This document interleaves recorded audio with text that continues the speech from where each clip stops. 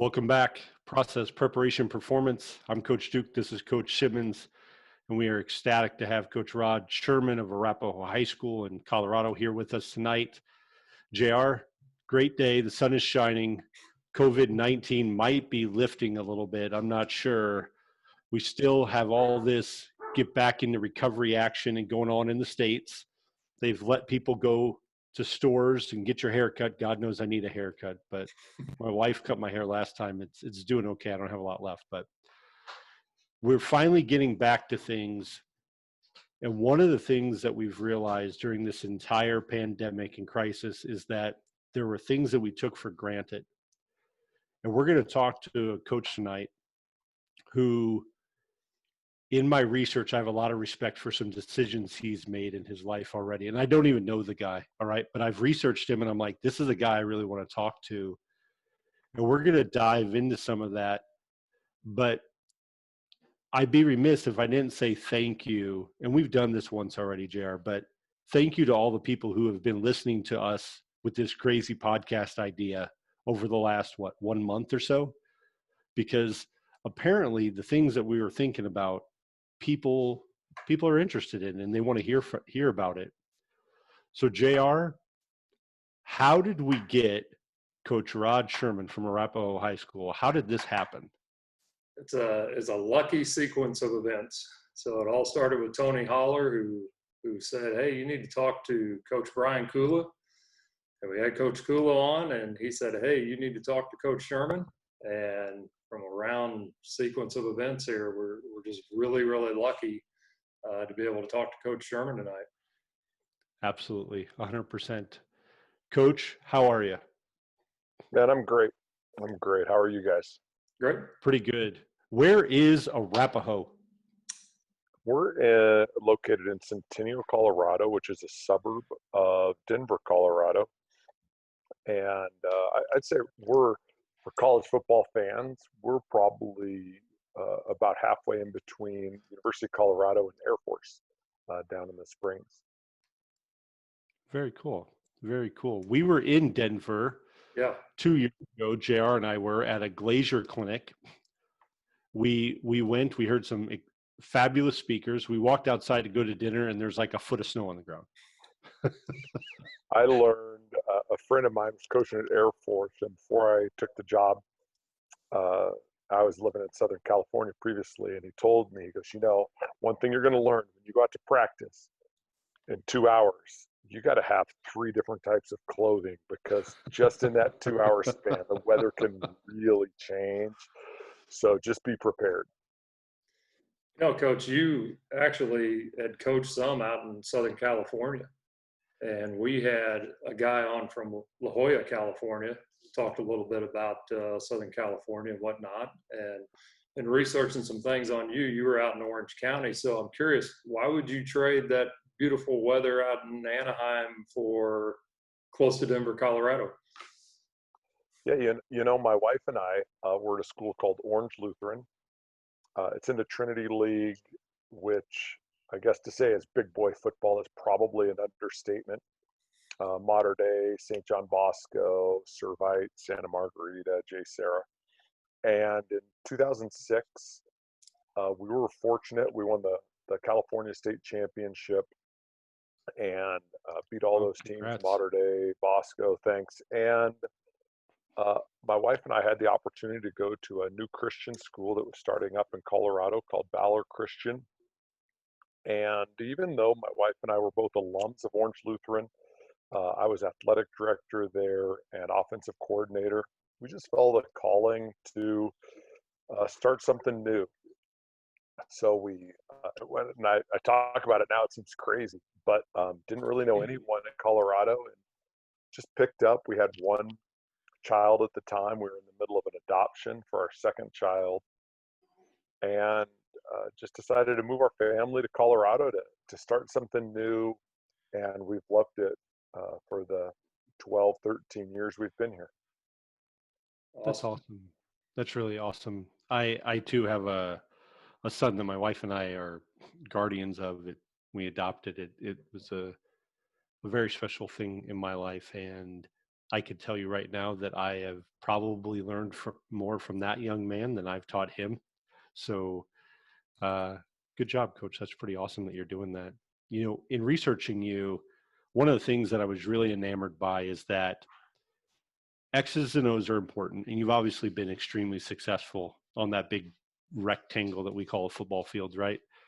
But in researching you, what struck home with me is that it's the relationships that guide us and that calling that guides us to do more for other people.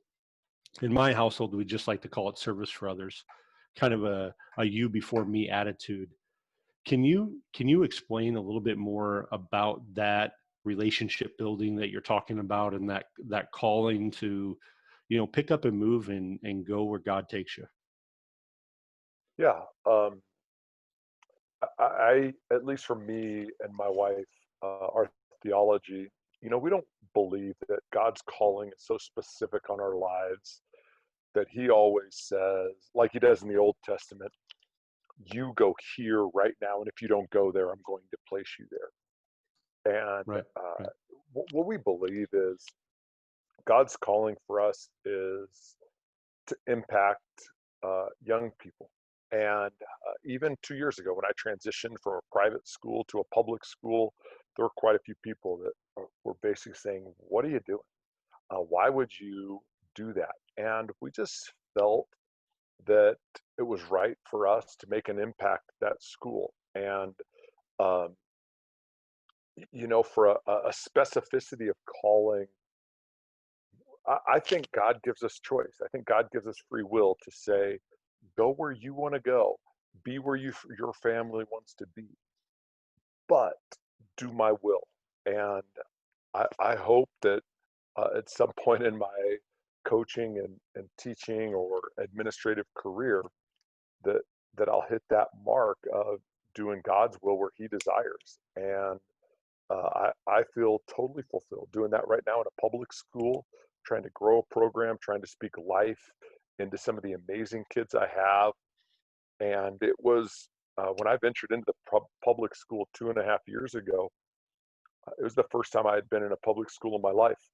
From 3-year-old preschool through my master's degree, it had all been in a private faith-based school. So it was a new venture for me.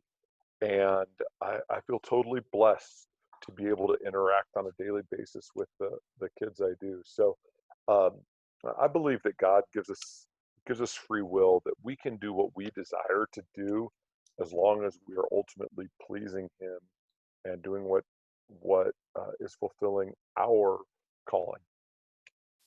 What do you awesome. think was the most shocking difference from private to public?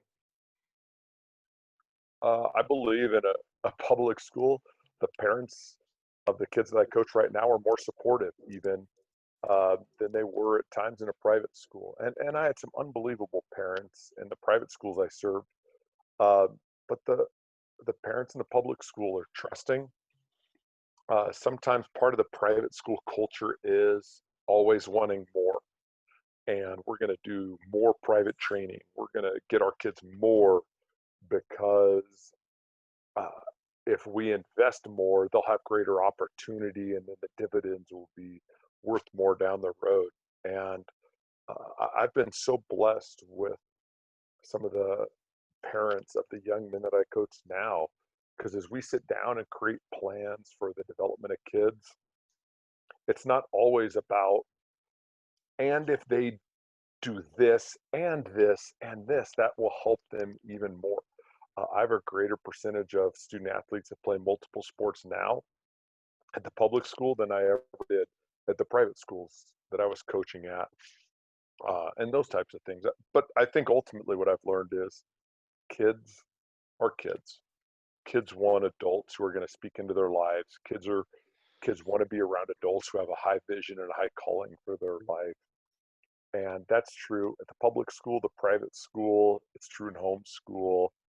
It's what every kid wants, is for adults to have a high vision for what they can do and to work with them to help them achieve that. You mentioned in several articles when you were going to Arapahoe that you needed to change the culture there. And what would you say is the number one thing, or maybe the big three rocks that you use and you hang your hat on to change that culture? That's a great question. I would first say that the relationships between players and coaches was going to be the most important element of our program. That at the private schools I had coached at, we had discipleship groups that were small group mentorship. Each coach had 6 to 8 kids that they were responsible to shepherd. They were going to have deeper relationships, etc. It was more of a biblical model of discipleship. Sure. At the public school, we believe that the exact same thing was important. We call those our mentor groups. And it's probably been the best feedback I've gotten during my tenure as coach. That when a coach stands up at the banquet to talk about a kid, they're not always their position coach. Oftentimes they're not. We talk about our mentor groups because those are the young men who we've gotten to know their character. We've gotten to know what makes them tick.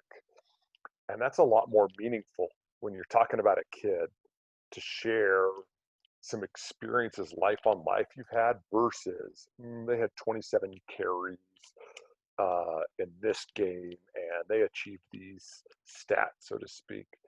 Uh, I know my wife and I, as many of our coaches have, we've committed that we're going to have our mentor group go over every 2 weeks for dinner, and that we're just going to share a meal with them. We're going to have life with them. We every week are going to spend time within our practices at the end of a practice, splitting up for what we would call mentor group time, and we might throw a topic on the table. This last year, I think one of our topics was, if you were an NFL general manager, would you bring in Antonio Brown onto your team, and why? Good question. Why or why Wow. not? Yeah. Just to give players a chance to talk. And we've tried to train our coaches. Your goal isn't to tell them what they should or shouldn't do. Your goal is to help facilitate conversation. So, probably the biggest thing we wanted to create in the culture was a congruence and strong relationships between coaches and players. That coaches weren't going to curse at players. That we were there to speak life into kids. That these parents are entrusting us with arguably the most valuable possession of their lives, and it was our responsibility as coaches to make the most of that time and that relationship. Second is we wanted to develop a program that was player centric. We exist to enhance the lives of the players. And much of the staff I'm blessed to work with has been together for many years. And we were blessed, frankly, to win quite a few championships.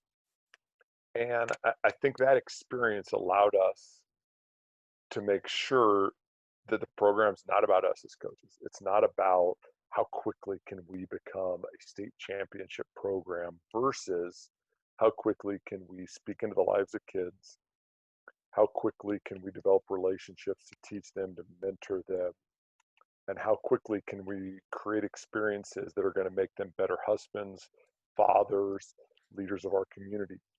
So we have team retreats, and our team retreats Amen.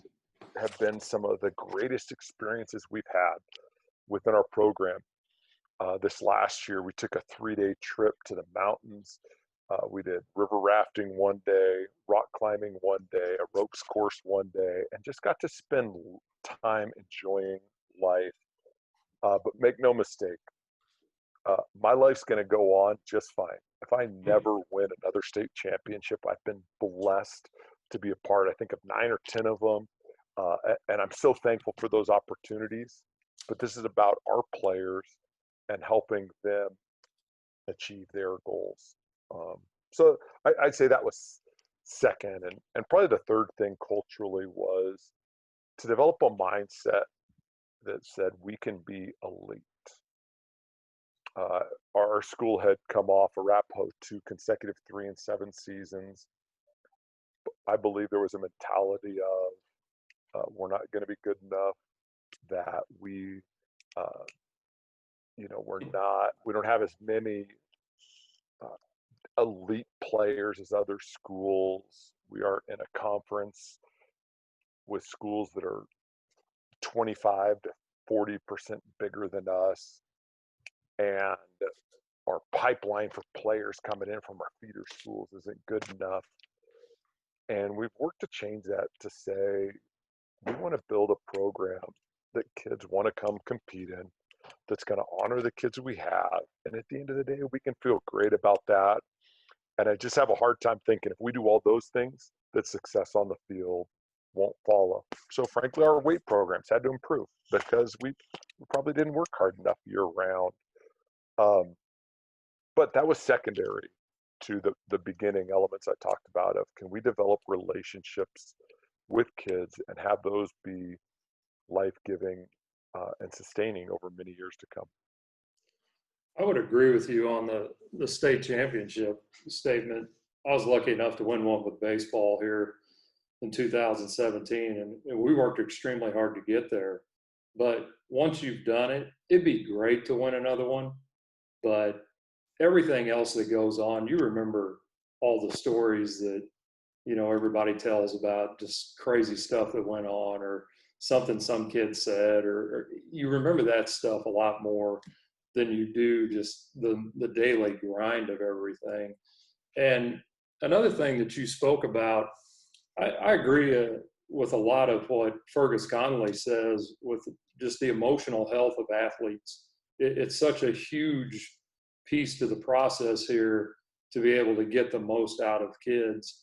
And even though you might not have said it in that respect, I think that's exactly kind of what you're talking about.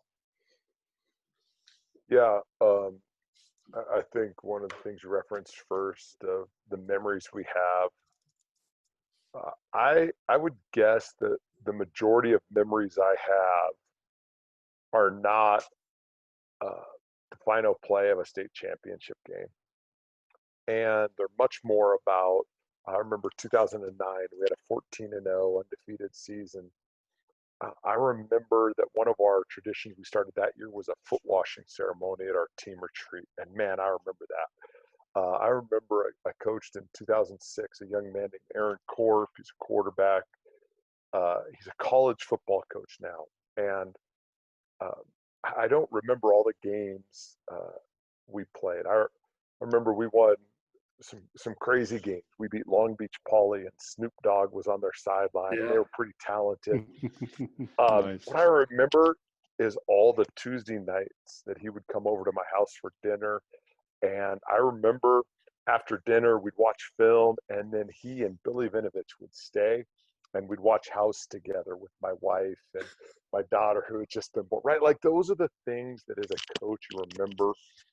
And as a young coach, yeah, I probably chase that success piece too hard. And don't get me wrong, man, I want success for our kids because they work so hard. I want that for them. But I realize my life's going to go on. I used to joke, the day after the state championship game, if we're fortunate to play in it, I'm probably going to Home Depot to do some honeydews, whether we win or whether we lose. That's right. Life's going to go on. And I kind of committed to myself that if I couldn't rebound from a tough loss, or if I couldn't come back to earth after a great victory after a couple days, it was probably meant that my pride and my ego was getting in the way of my impact for kids. And I probably needed to step away because it had too much of a handle on me. Yeah, I agree. I agree completely, because Tuesday nights for me are the night when the offense comes over to my house as OC, and we sit, we have a meal, we break bread, we pray before we eat, we watch a little film, and then usually I have some kind of crazy activity. But one that I found that the kids love the most is I call up a former player and I put him on FaceTime, and we put them on the screen, and the kids remember them from the year before or whatever it may be. And you just start watching those guys interact, and those guys are playing a college sport or they're just in college, and the kids get a chance to ask the kid that they trusted one season ago, how is their life going? What's it really like? So not only do I get to see them, relax and loosened up and around my family and stuff like that, but I get to see them just be cool and be who they are, right? And they don't have to worry about, well, if I say this, coach is going to get pissed off at me and I'm going to have to run or do whatever. And you're absolutely right. JR and I talk about this all the time. Kids don't change, right? The people who are teaching those kids may change, but the kid is still a kid when he's born. He's taught some inherent processes that go on, and if your view is skewed, you're skewing the viewpoint of that child who's trying to learn. Great stuff, Coach. I love that.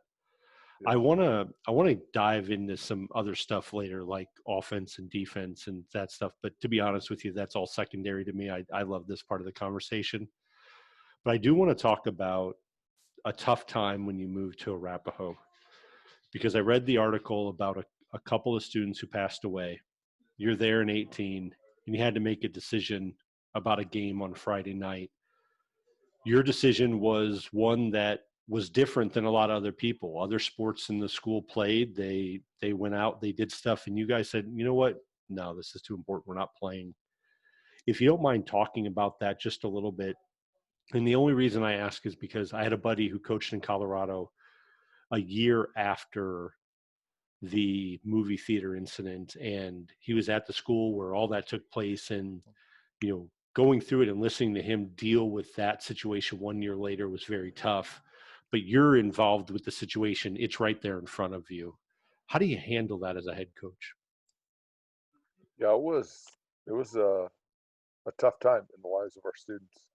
Uh, just a little background. I remember we lost a tough game on a Friday night. It was our league opener. We were 4-1 at the time, and probably like every coach, you have high expectations for your kids, and thought we could have played better.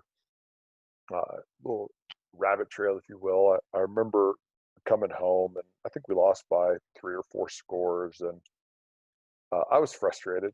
My wife sat me down, and after we got the kids to bed, she goes, hon, I just I watched. My wife's very perceptive and really understands athletics, and she goes, during the entire game, your kids are with you. I could just see it.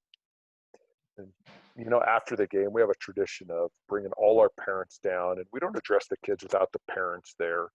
And student body, some of those kids come, and administrators or what. There's nothing we have to say that in secret. And she goes, hon, I was watching that, and all the parents are with you. And then she goes, I watched after the game, and frankly, all the administrators are with you. You're 4-2, and they were 3-7 last year. There's only one person in the stadium that has to decide is where you're at good enough, and that's you. Because everyone else, like, they understand where you're going, and they're happy with it. So she spoke those words to me, and I don't know if you guys are married. If you are, your wife probably speaks more truth to you than anyone.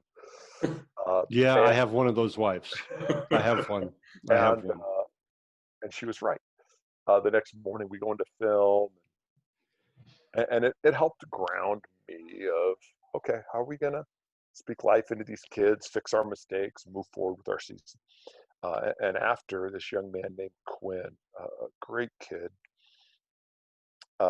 we get done with film, and we release him, and I'm walking the parking lot, and he comes up to me, and he's in tears, and he tells me about one of his friends committed suicide the night before, and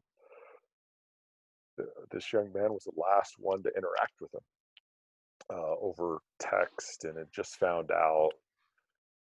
It was a super emotional couple of days for our team and for our school, and it was really hard. And Monday school comes, and it's obviously a downtrodden, emotional place. And Tuesday, I get a call, probably 9:30, 10 o'clock at night, from our mid linebacker, and he goes, Coach, my girlfriend committed suicide.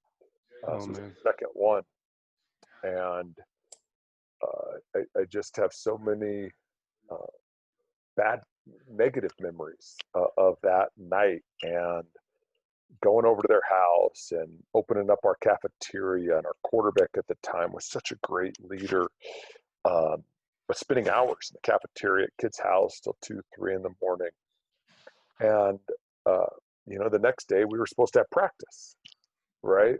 And I remember myself and our defensive coordinator at the time was a guy named Brian Cabral. Brian spent decades as a assistant coach at University of Colorado, a linebacker, played with the Bears. And I remember we canceled school that day so the kids could just come in and hang out with the teachers and so on. And myself and a couple other coaches led a gathering outside and a prayer vigil. And I walked into our auditorium. There's 80 of our football players in there, and you just see their face. And the only thing you could do as a coach is say, "Man, what can I do to help you guys?" Right? Like Right. you, Right. our job, as it often is as parents, is to take burdens away from kids. And they were all hurting. They were all in pain. They were young men that we felt we had an opportunity to speak to say, it's okay to cry as men, right? Society might tell you as a man, you never cry as a man. You're tough as a man. You don't need to talk to anyone about your feelings. And we felt like we had an opportunity to tell them something very, very different about that time.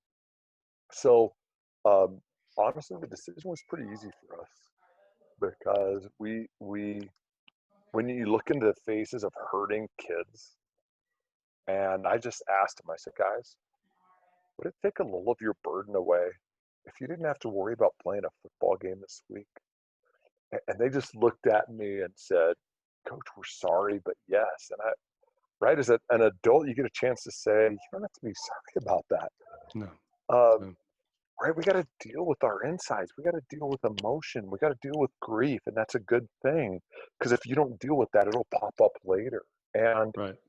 I felt like we had an opportunity to mentor kids to say, um, this is high school football, right? Yeah, there are some guys like, oh, you strap it up no matter what. No, you don't.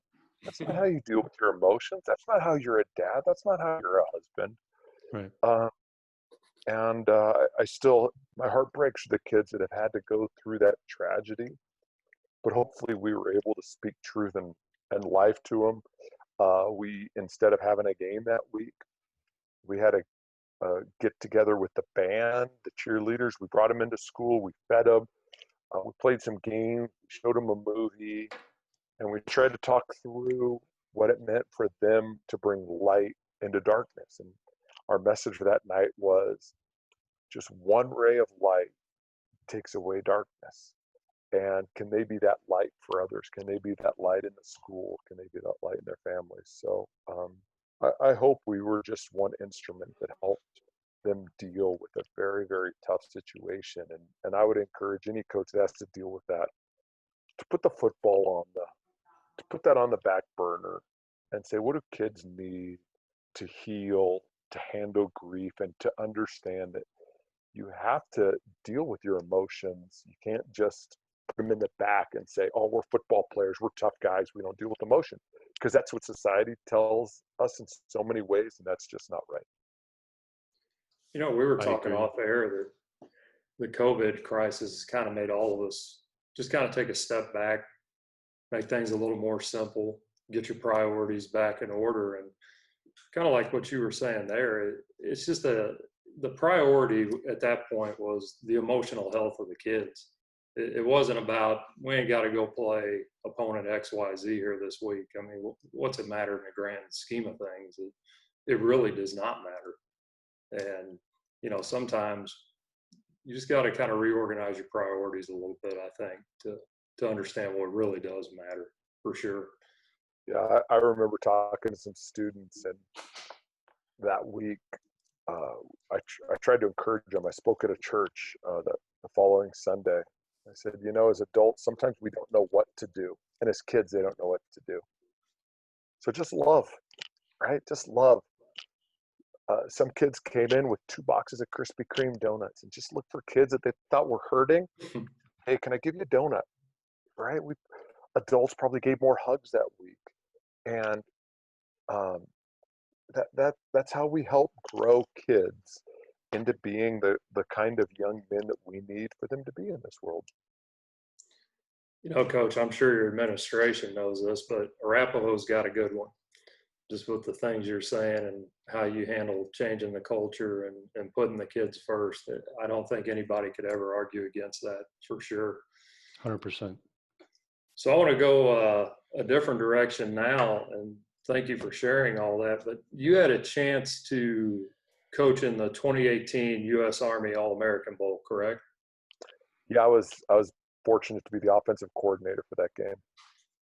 Now, you're on the west side against the east, if I remember correctly from what I read. So were you in the one where Trevor Lawrence played? Until I feel like I owned, and we did as coaches own the distinction. It was Trevor Lawrence's last loss until this last BCS bowl game. Wow. And Trevor Lawrence, man, could he sling that ball around? But yeah, we coached against Trevor Lawrence. That's unbelievable.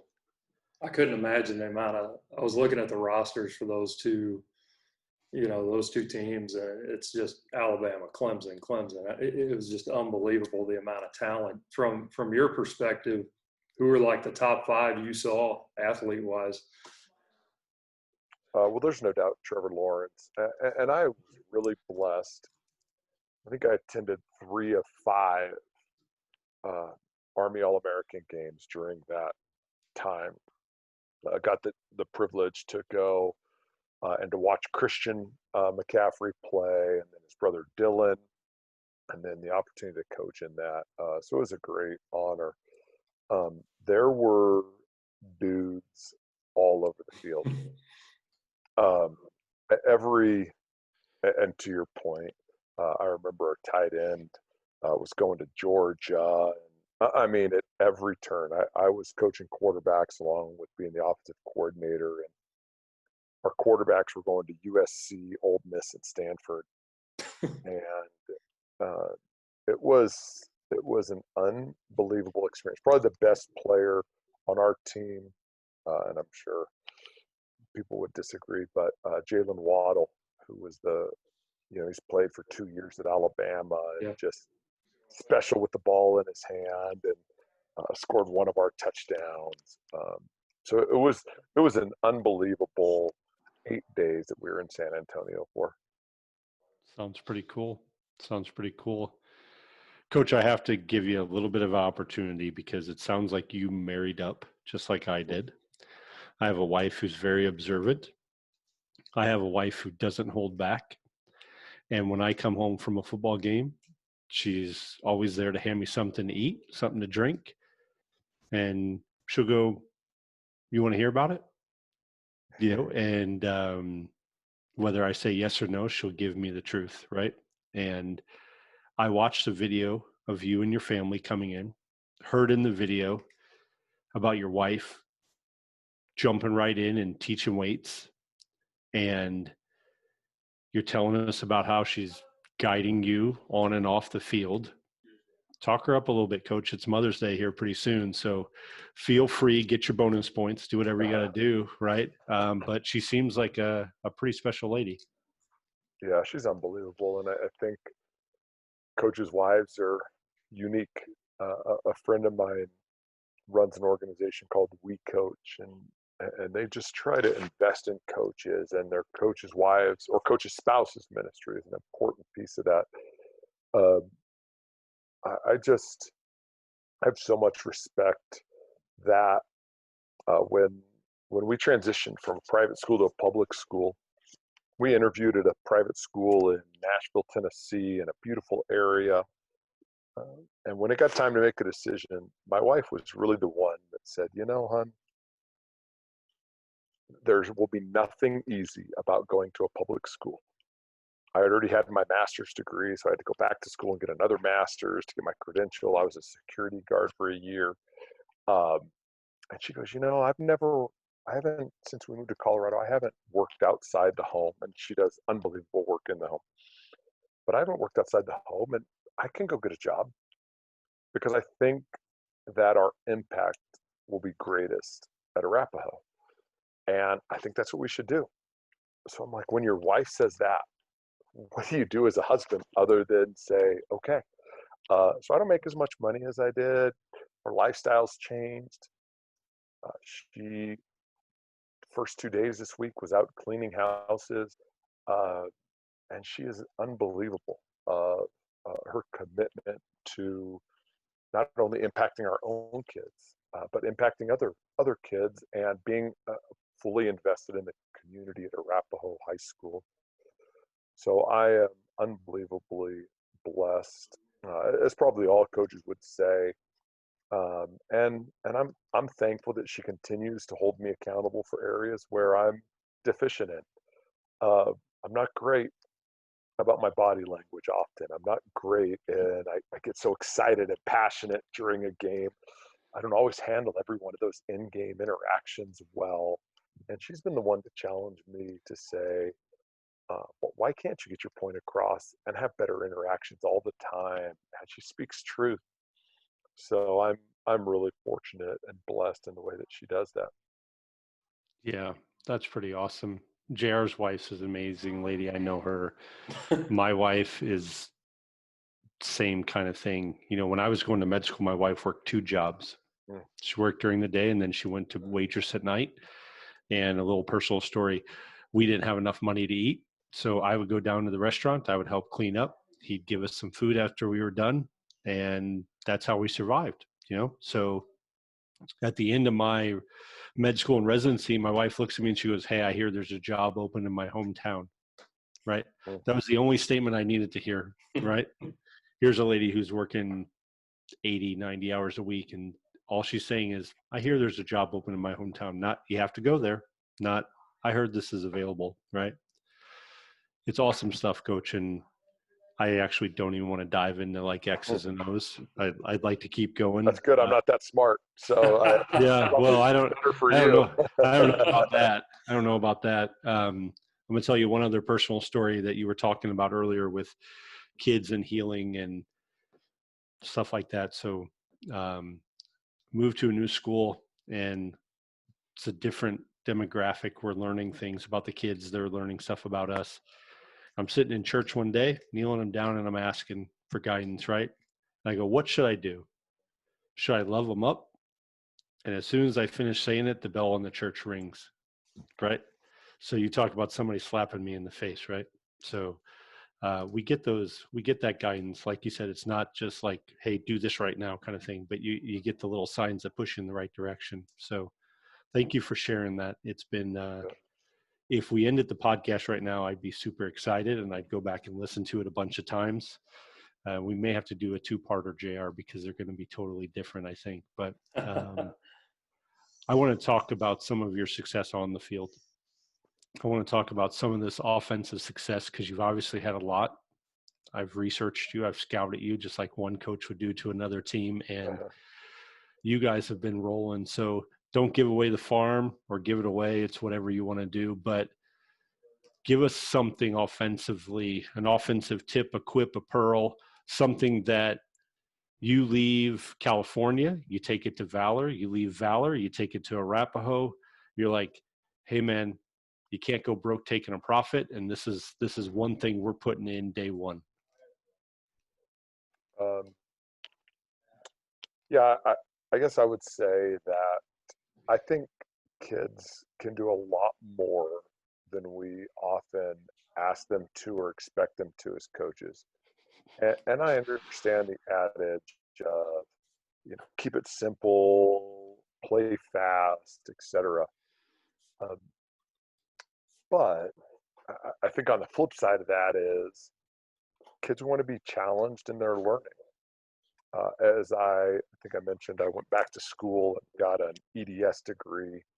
And it was I noticed for myself, I was totally different with my learning when I'm in my 40s than I was when I was in my, late teens, early 20s, going to college or getting my first master's degree and at the age of 24, 25, and how I embraced that learning and wanted to be pushed, wanted to think new concepts and thoughts. And I believe that's true for kids, and that there is some value in, we're going to go on the ball, we're going to go fast, we're going to tell our quarterback what to do with the ball.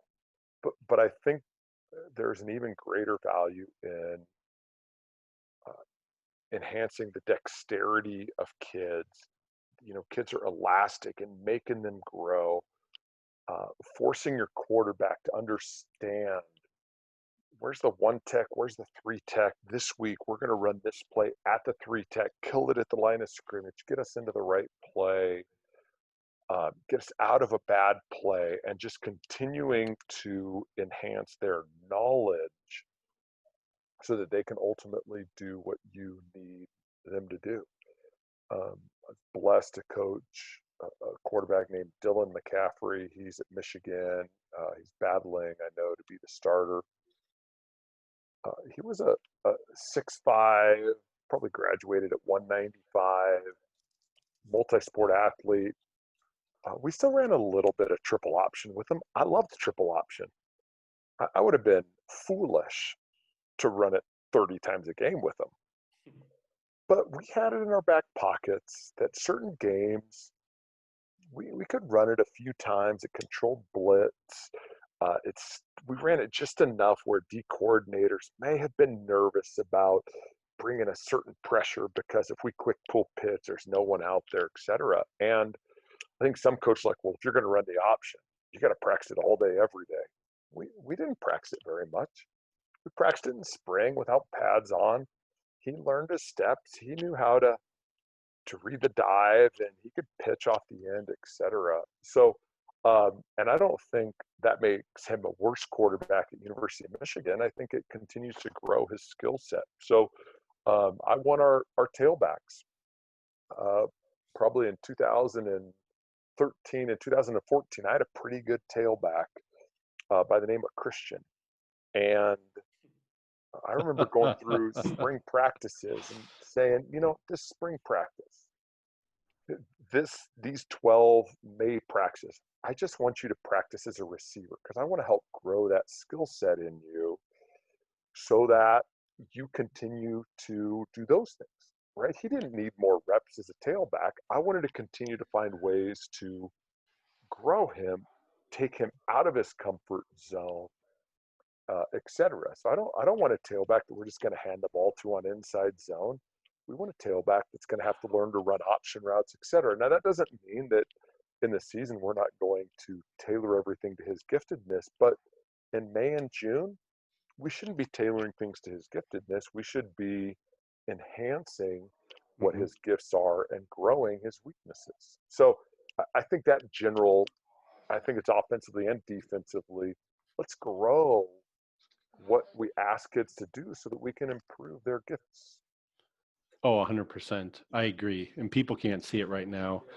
They'll see it when we put it on YouTube, but JR is shaking his head like crazy. And I know he's got like 18 questions in his head right now.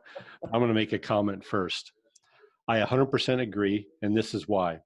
I watched my 12-year-old press 19 buttons on a controller in Madden, Fortnite, or whatever other game he's playing and process things so quickly about where all these other dudes are in the game and how he can get it, what he has, what he needs, not only in the game theory or gameplay, and then to show up and go, hey, son, you're just going to play right here. We're just dumbing it down, and it's not going to help him in any way, shape, or form because literally I'm watching him compute and permutate or whatever that word is, so many different variables on this screen. I'm like, he can handle that and he doesn't lose his cool. He doesn't get frustrated with it. He's just like, oh, you did this? Well, I've got 6 answers already. Those games to me are their version of when we were playing chess as a kid versus playing checkers. But now they're doing it with so many more different variables. It's just amazing. So that's my soapbox. Go ahead, JR. Go ahead. I know you got a question. It's kind of funny after being around Bill for as long as I have. when you mentioned kids can do more than anybody thinks, it's like we make eye contact on the Zoom meeting here, and he automatically knows, because he's heard me say many times, kids can do more than anybody thinks. My question to you would be, when did you realize that? I think when I was early as an offensive coordinator, I was at Orange Lutheran and Trinity League, or going into the Trinity League. And I wasn't sure that we were going to have the depth of talent that we're about 1,000 students, and Mater Dei was 2,500 with unbelievable tradition and all those schools. And the Mater Dei coach is Coach Rollins. It's an unbelievable guy. And he welcomed myself and my best friend, Brent Wieselmeyer, who's with the Washington Redskins now. He welcomed us in, and we observed their practices. And I remember talking to him about, like, how do you keep all your kids motivated?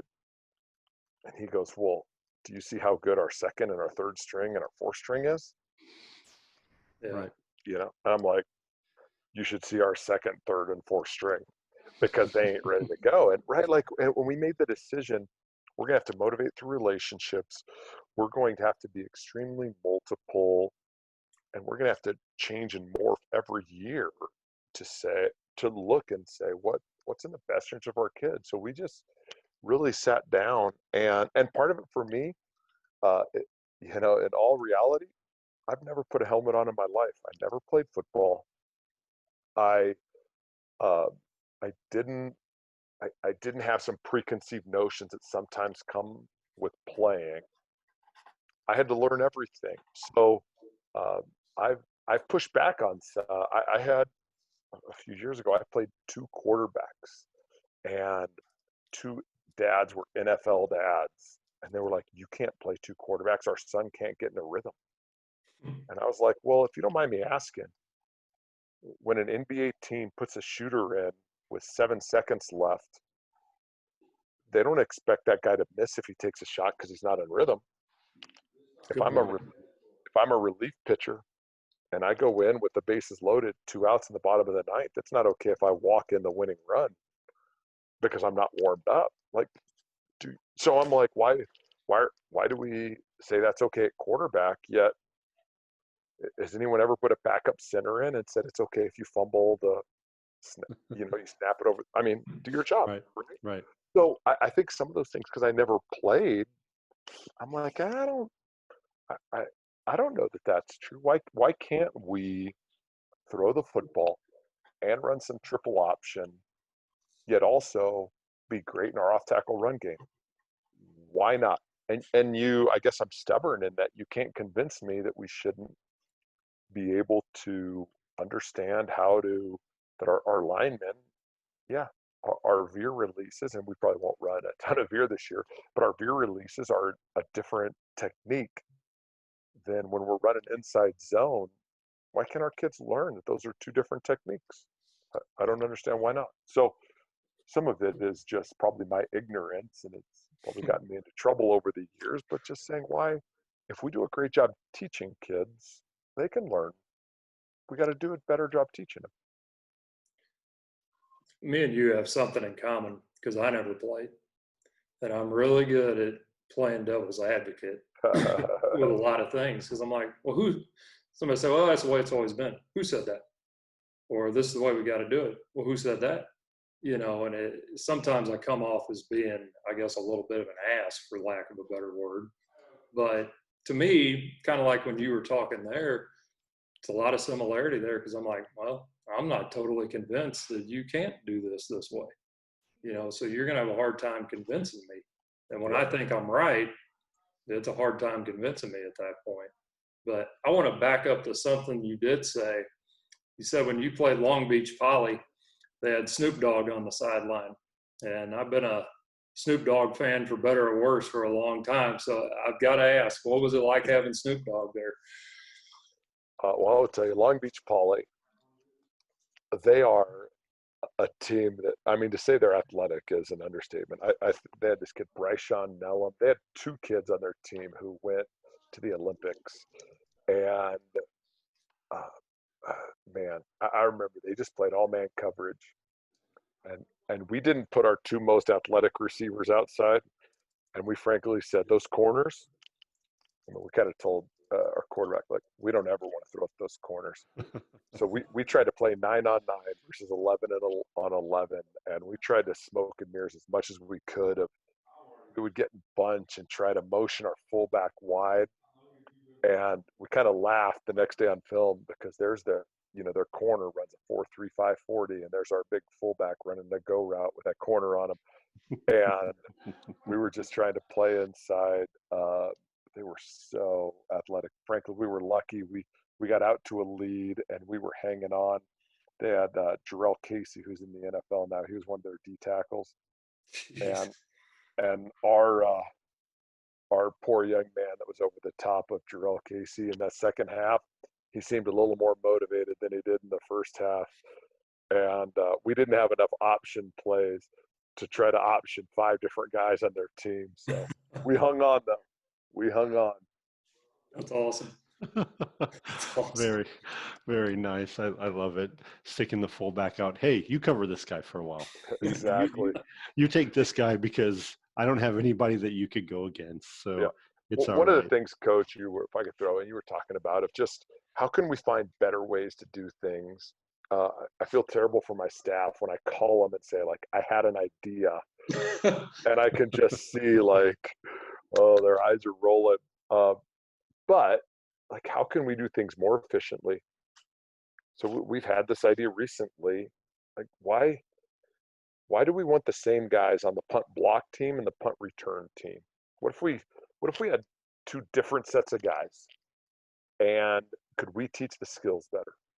So every time we did punt return, if we had 8 guys that were just solely punt block team, man, could we be great at that? And if we had 8 other guys that all they did was the return side of that and worked on the hold up and that, and frankly, why is it going to matter for a team if they realize why they're scouting us, that the punt block teams out there, what are they going to change? So I think as coaches, we're trying to find ways to say, from when we start spring, would that give us a little bit of an advantage with those guys? And how can that get us to get more kids on the field?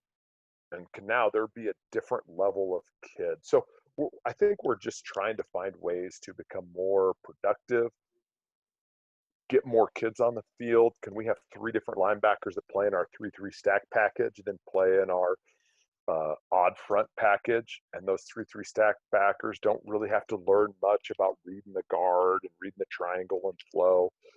And just saying, can we help our kids be successful? So I think as coaches, that's what we're always trying to figure out and find.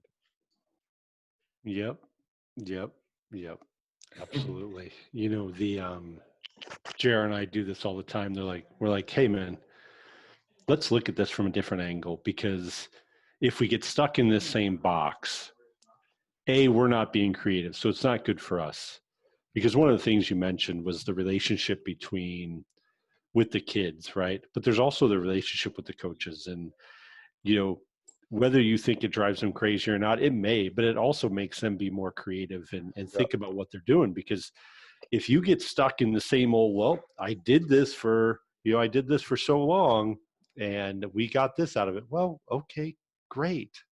But we're here to learn. We're here to do things. They did a study and it said the questions were very simple. Why do you play football? Right? And the number one answer for kids all across the country was, it's fun. I enjoy it. Right? That you have to enjoy it at some point. And why do you coach? Well, you don't coach to go out there and frustrate the hell out of yourself. You go out there because you enjoy it and you enjoy being around the kids, and maybe it sparks some memories of when you played or didn't play or things you do, but it allows you to continue to be creative. It allows you to continue to interact and hopefully add value to other people. So I would totally be okay if you called me like, hey man, I got an idea. I'd be like, all right, let's hear it. because JR and I It's talk because about he that. does it all the time. That's why. Yeah, I do. I do. I do that all the time. I'm like, hey, I think if we added this motion, we could totally screw up their whole defensive thing. So I think we should put it in. He's like, Yeah, I agree. I feel the same way. I don't know. Um, I mean, we like to really adjust week to week and opening script with funky stuff. Uh, and I think it's fun for kids every week to know we're putting in new stuff. Yeah. Just like the best teachers I see, when they keep tweaking little things, the students are more attentive in class. Yeah. They want to learn more. So I think what you're saying is so true for us as football coaches. Yeah. Yeah. I get it. JR, we should have a podcast where just coaches play online, like some kind of Fortnite or Madden game against each other and just seeing what their thought process are, right? We just let them play Anybody in FIFA. I've become FIFA. a Yeah. FIFA expert lately. Yeah. During the quarantine, JR is all into this I'm soccer. really good. That's awesome. All right, Coach, I'm going to ask you a poll question because we put it out on a poll a while back. And here's the way it goes. JR and I contend that there are only 3 ways in which you can run the football: inside the tackles, outside the tackles, or option, which means you have a guy both inside and outside the tackles. Now, I don't care if you do that from under center split back. I don't care if you do it from flex bone, from gun split, from one back. I don't care how you do it. But JR and I contend that there are really only 3 ways to run the football. And if we dove into it further, there's only 5 ways to block it. But we won't get into that part right now. So we put out this poll on Twitter. We were defeated 60-40. But since then, we've had guests come on and we keep asking them. And JR and I are winning. We're winning by a lot right now. So your vote does matter, but it's not gonna swing us back wrong. So I want to ask you, you've been extremely successful, All-American games, state titles, playing with Snoop Dogg on the sideline and all that distraction.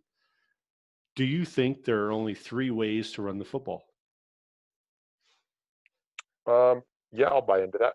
I think the, you know, gap scheme, zone scheme, one back, two back, all of those things. What's the reality? Well, all those schemes are running inside, outside, even a mid-zone concept, right? At some point, the running back's choosing between an inside or an outside. So yeah, I will definitely buy into that. Perfect. Do you have anybody at Arapahoe High School you'd like to give a shout out to here? Man, I'll tell you, during this time, Corona, I just miss our kids, and I just feel so honored and blessed to be able to work with these incredible kids, and I miss them. I miss the goofiness of the weight room. I miss encouraging and challenging kids. I miss asking them why they haven't done their math homework. So I think this time has allowed me to really recognize how blessed and fortunate I am, and I'm hoping that we'll be able to get back soon, because high school football matters, and what coaches do in the lives of kids matter. And there's a whole lot of coaches who do it a whole lot better than I do, but I'm just realizing that this is an important part for our kids. So man, I miss the kids and the coaches that I'm used to seeing a lot more regularly than I have over the last 7 weeks. Yeah, it's kind of tough. We'll get back there to a new version of normal that's probably better than the version of normal we knew. Amen. All right, Coach. So the oldest game played is tag, and Coach Kula tagged you with a smile on his face. Coach Holler tagged Coach Kula with a big smile on his face. You've been it for about the last hour. So the game of tag is going on. Who are you going to slap and make it? I think I'm going to tag Brian Cabral. Brian works at University of Colorado right now, is a player development coach of coaches, is one of the first most godly, high character men I've ever been around. is one heck of a football coach, coached for a few decades. Not many guys have won a Super Bowl and won a college national championship, Whoa. and he has done that. Um, and I've had the ability, it was kind of cool on our 2018 staff. We had two coaches who played for him at University of Colorado that he recruited, and he was our DC. And then he left us to go back to University of Colorado when Coach Tucker got that job. And I think would present some great insights for coaches. Was a total players coach, loved kids, and let me be honest, he had accomplished so much in his life. He drove an hour from his home in Boulder to Arapahoe High School to coach high school football, Wow. and impacted so many kids. I'll just go to my grave with so much respect for Coach Cabral. He made us all Awesome. That's pretty awesome. That's pretty awesome. Coach, it's been absolutely amazing. Your family time is important to us as it is to you. I think, JR, that he's going to get in trouble. And I'm going to tell you why. Coach, I don't think, I think you tagged an amazing person, but if your wife hears this and she didn't get tagged, you might be in trouble a little bit. So she would be pretty mad if I tagged her. Oh, really? Oh, no. Okay. No, that's okay. Coach, it's been absolutely amazing. The joy that I saw on Coach Cool's face when he tagged you is absolutely verified. JR already said it. The people at Arapahoe are extremely lucky to have you. We would love to get out there sometime and meet you face to face instead of on this Zoom, talk some ball, and see if we can't get a Missouri-Colorado connection going somehow and expand the world of high school football a little bit more than it already is. Thank you very much for your time. We would love it. And guys, I'm so thankful and appreciative of what you do for coaches. So thank you for the investment you guys are making to grow coaches.